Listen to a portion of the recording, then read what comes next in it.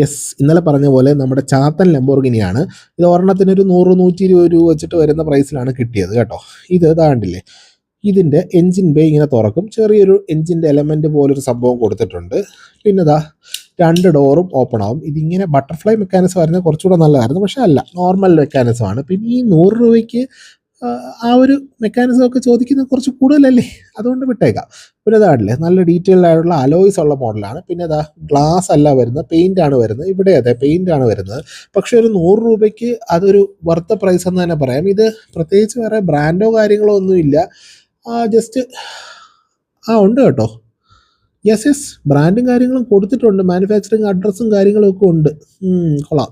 അത് ഞാൻ വിചാരിച്ചില്ല. ഞാൻ വിചാരിച്ച സാധാരണ മെയ്ഡ് ഇൻ ചൈന എന്ന് മാത്രം എഴുതി വരുന്നതാണ്. അല്ല കേട്ടോ, ഇതിവിടെ തന്നെ ഉണ്ടാക്കുന്നതാണ്. എനിക്കിഷ്ടപ്പെട്ടു. ഒരു 100 രൂപ പ്രൈസ് പോയിന്റിൽ വർത്തെന്ന് തന്നെ പറയാം. നമുക്ക് ഒരു ഡെസ്കിൽ വെച്ചാലും അത്യാവശ്യം ക്വാളിറ്റി പ്രശ്നം തോന്നത്തില്ല.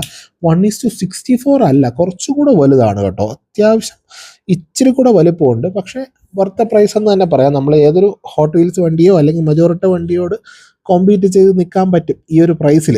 ബിക്കോസ് ആ ഒരു പ്രൈസിൽ തരാത്ത ഫീച്ചേഴ്സും കാര്യങ്ങളുമാണ് ഇതിൽ തരുന്നത്. അപ്പോൾ അതിന് കോമ്പൻസേഷനായിട്ട് ലോഗോ വരത്തില്ല. അതാണ് അതിൻ്റെ വ്യത്യാസം.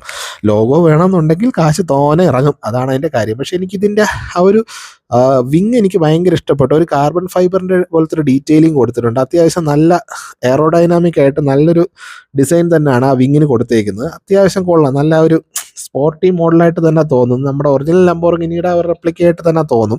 തീരെ ചാത്തനല്ല, അത്യാവശ്യം ഡീറ്റെയിൽഡ് ഉള്ള ചാത്തനാണ് കേട്ടോ. അപ്പോൾ നമ്മൾ ഓരോ ദിവസം ഓരോ വണ്ടിയുടെ അൺബോക്സിങ് വീഡിയോ ആണ് ചെയ്യുന്നത്. ഫോളോ ചെയ്ത് കൂടെ കൂടിക്കഴിഞ്ഞാൽ നഷ്ടം വരത്തില്ല. നാളെ നമുക്ക് ഈ ഫെറാറി അങ്ങ് അൺബോക്സ് ചെയ്യാം. അപ്പോൾ ഫോളോ ചെയ്തോ. അടുത്ത വീഡിയോയിൽ കാണാം. Take care, by.